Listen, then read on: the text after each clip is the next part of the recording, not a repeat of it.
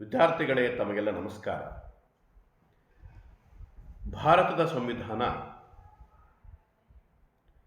ವಿಜಯನಗರ ಶ್ರೀಕೃಷ್ಣದೇವರಾಯ ವಿಶ್ವವಿದ್ಯಾಲಯದ ಪದವಿ ತರಗತಿಗಳ ಮೊದಲನೇ ಸೆಮಿಸ್ಟರ್ಗೆ ಕಡ್ಡಾಯವಾದ ಪತ್ರಿಕೆಯಾಗಿದೆ.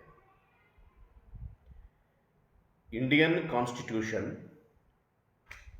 is a compulsory paper for first semester UG students, VSK University, Ballari.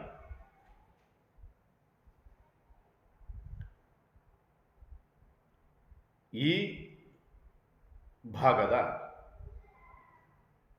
ಅಂದರೆ ಸೆಷನ್ನಿನ ಕಲಿಕೆಯ ಉದ್ದೇಶ ವಿದ್ಯಾರ್ಥಿಗಳಿಗೆ ಭಾರತ ಸಂವಿಧಾನದ ಪ್ರಸ್ತಾವನೆಯನ್ನು ಅರ್ಥ ಮಾಡಿಸುವುದು. Learning objective of this session is to make understand the preamble of the Indian constitution.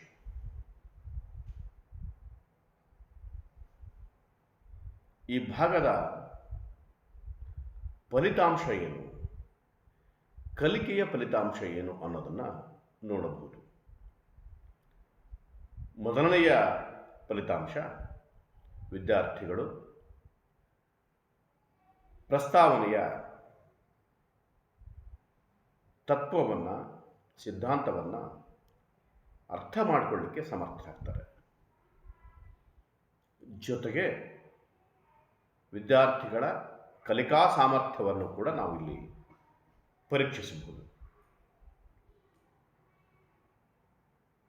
What are the outcomes of this session? First outcome is students will be able to understand the preamble and its philosophy. The second outcome, it helps to examine the learning ability of the students. ಈಗ ನಾವು ಭಾರತ ಸಂವಿಧಾನದ ಪ್ರಸ್ತಾವನೆಯನ್ನು ಸಂಕ್ಷಿಪ್ತವಾಗಿ ಚರ್ಚೆ ಮಾಡಬಹುದು. ಪ್ರಪಂಚದ ಬಹುಪಾಲು ರಾಷ್ಟ್ರಗಳು ಸಂವಿಧಾನವನ್ನು ಹೊಂದಿರುವ ಸಂಗತಿ ತಮಗೆ ಗೊತ್ತಿದೆ ಮತ್ತು ಆ ಎಲ್ಲ ರಾಷ್ಟ್ರಗಳ ಸಂವಿಧಾನಗಳು ಪ್ರಸ್ತಾವನೆಯನ್ನು ಹೊಂದಿವೆ. ಅದೇ ರೀತಿಯಲ್ಲಿ ನಮ್ಮ ರಾಷ್ಟ್ರದಲ್ಲಿ 26 ನವೆಂಬರ್ 1949ರಂದು ಸಂವಿಧಾನವನ್ನು ಅಂಗೀಕರಿಸಲಾಯಿತು. ಇದೊಂದು ಚಾರಿತ್ರಿಕವಾದ ಘಟನೆ. ಪ್ರಸ್ತಾವನೆ ಸಂವಿಧಾನದ ಮೌಲ್ಯಗಳನ್ನು, ಆಶಯಗಳನ್ನು, ಅದರ ತತ್ವಗಳನ್ನು ಒಳಗೊಂಡಿರುವಂಥದ್ದು. ಅಷ್ಟೇ ಅಲ್ಲದೆ ಸಂವಿಧಾನದ ಎಲ್ಲ ಆಶಯಗಳನ್ನು ವ್ಯಾಖ್ಯಾನಿಸುವಂಥ ಕಾರ್ಯವನ್ನು ಕೂಡ ಪ್ರಸ್ತಾವನೆ ಮಾಡ್ತದೆ. KM ಮುನ್ಷಿ ಎನ್ನುವ ರಾಜಕೀಯ ತಜ್ಞ ಪ್ರಸ್ತಾವನೆಯನ್ನು ರಾಜಕೀಯ ಜಾತಕ ಎಂದು ಬಣ್ಣಿಸಿದ್ದಾರೆ.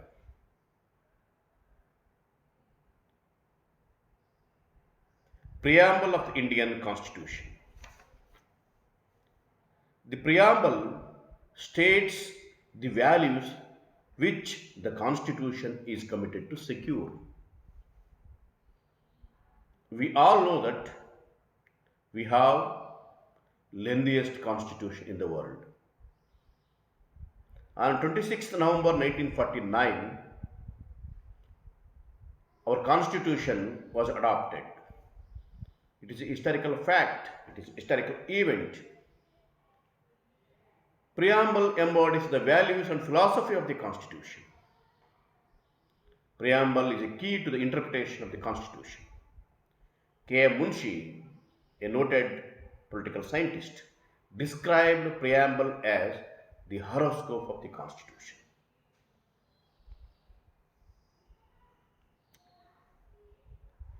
ನಮ್ಮ ದೇಶದ ಸಂವಿಧಾನದ ಪ್ರಸ್ತಾವನೆ ಪೀಠಿಕೆಯಂತೆ ಇದ್ದು ಭಾರತದ ರಾಜಕೀಯ ಪದ್ಧತಿಯ ಚಿತ್ರಣವನ್ನು ನಮ್ಮ ಕಣ್ಣ ಮುಂದೆ ತಂದು ನಿಲ್ಲಿಸುತ್ತದೆ. ಪ್ರಸ್ತಾವನೆಯನ್ನು ಹಲವು ರೀತಿಯಲ್ಲಿ ಬಣ್ಣಿಸಿದ್ದಾರೆ.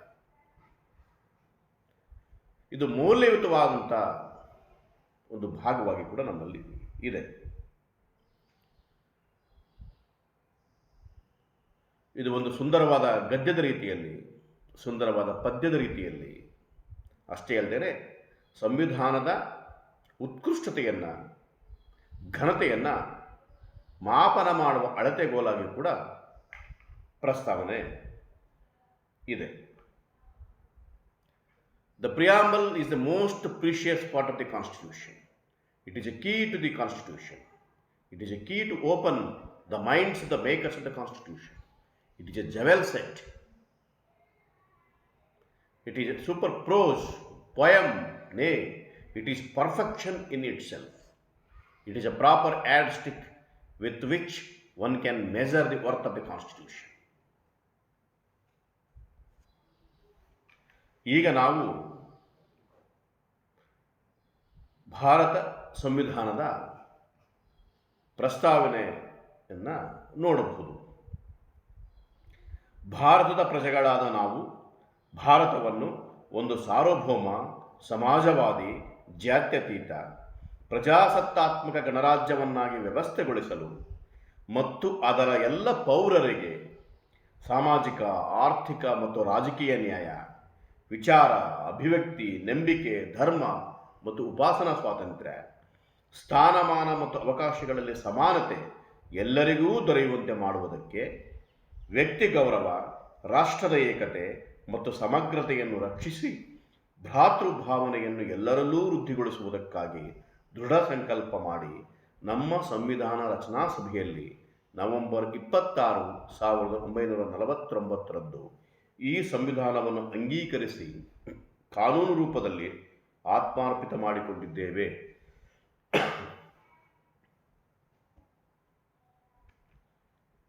We the people of India,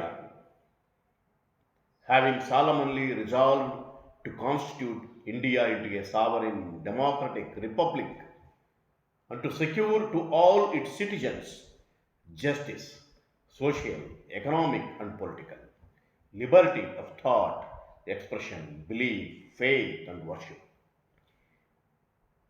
equality of status and of opportunity, and to promote among them all fraternity, assuring the dignity of the individual and the unity of the nation. In our Constituent Assembly, this 26th day of November 1949, do hereby adopt, enact, and give to ourselves this Constitution. ಹೀಗೆ ಸಂವಿಧಾನದ ಪ್ರಸ್ತಾವನೆ ಸಂಕ್ಷಿಪ್ತವಾಗಿ ಈಗಾಗಲೇ ಹೇಳಿರುವ ಉದಾತ್ತವಾದ, ವಿಸ್ತಾರವಾದ, ದೀರ್ಘವಾದ ನಮ್ಮ ದೇಶದ ಸಂವಿಧಾನದ ಆಶಯಗಳನ್ನು ಒಳಗೊಂಡಿರ್ತಕ್ಕಂಥದ್ದನ್ನು ನಾವು ಕಾಣ್ತೇವೆ.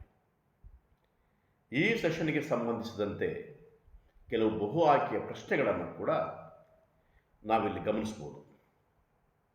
ಒಂದನೇ ಪ್ರಶ್ನೆ ಹೀಗಿದೆ: Which of the following word has not been written in the preamble of the Indian Constitution? A. Sovereign, B. Socialist, C. Democratic, D. Indians. ಕೆಳಗಿನ ಯಾವ ಪದವು ಸಂವಿಧಾನದ ಪ್ರಸ್ತಾವನೆಯಲ್ಲಿ ಬರೆಯಲಾಗಿಲ್ಲ? ಸಾರ್ವಭೌಮ, ಸಮಾಜವಾದಿ, ಪ್ರಜಾಸತ್ತಾತ್ಮಕ ಮತ್ತು ಭಾರತೀಯ. ಇಲ್ಲಿ ನಾಲ್ಕನೆಯ ಆಯ್ಕೆಯಾದ ಇಂಡಿಯನ್ಸ್ ಎನ್ನುವ ಪದವನ್ನು ನಾವು ಪ್ರಸ್ತಾವನೆಯಲ್ಲಿ ಕಾಣೋದಿಲ್ಲ. ಹಾಗಾಗಿ ಡಿ ಅನ್ನುವಂಥದ್ದು ನಾಲ್ಕನೆಯ ಆಯ್ಕೆ ಏನಿದೆ ಇಲ್ಲಿ ಅದು ಸರಿಯಾದ ಆಯ್ಕೆಯಾಗಿದೆ. ಎರಡನೆಯ ಬಹು ಆಯ್ಕೆ ಪ್ರಶ್ನೆ ಹೀಗಿದೆ: what is the true meaning of secular? A. All religions are equal in the eyes of the government. B. Special importance to a religion related to the minorities. C. One religion is promoted by the government. D. None of the following. Secular, ಜಾತ್ಯತೀತತೆಯ ನಿಜವಾದ ಅರ್ಥ ಏನು? ಆಯ್ಕೆ 1, ಸರ್ಕಾರ ದೃಷ್ಟಿಯಲ್ಲಿ ಎಲ್ಲ ಧರ್ಮಗಳು ಸಮಾನ. ಆಯ್ಕೆ ಬಿ, ಅಲ್ಪಸಂಖ್ಯಾತರಿಗೆ ಸಂಬಂಧಿಸಿದ ಧರ್ಮವನ್ನು ಹೆಚ್ಚು ಪ್ರೋತ್ಸಾಹಿಸುವುದು, ಹೆಚ್ಚು ಮಹತ್ವ ನೀಡುವುದು. ಸಿ, ಸರ್ಕಾರ ಒಂದು ಧರ್ಮವನ್ನು ಪ್ರೋತ್ಸಾಹಿಸುತ್ತೆ. ಡಿ, ಇವು ಯಾವುವು ಅಲ್ಲ. ಇದರಲ್ಲಿ ಸರಿಯಾದ ಉತ್ತರ all religions are equal in the eyes of the government. ಸರ್ಕಾರ ದೃಷ್ಟಿಯಲ್ಲಿ, ಸಂವಿಧಾನ ದೃಷ್ಟಿಯಲ್ಲಿ ಎಲ್ಲ ಧರ್ಮಗಳು ಸಮಾನ. ಹಾಗಾಗಿ ಎ ಇಲ್ಲಿ ಸರಿಯಾದ ಆಯ್ಕೆ. ಇನ್ನು ಮೂರನೇ ಬಹು ಆಯ್ಕೆ ಪ್ರಶ್ನೆಗೆ ಹೋಗೋದಾದರೆ, who called the preamble as the horoscope of the constitution?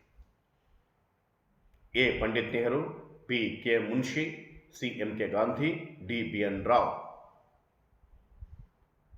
ಪ್ರಸ್ತಾವನೆಯನ್ನು ಜಾತಕ ಎಂದು ಯಾರು ಬಣ್ಣಿಸಿದ್ದಾರೆ?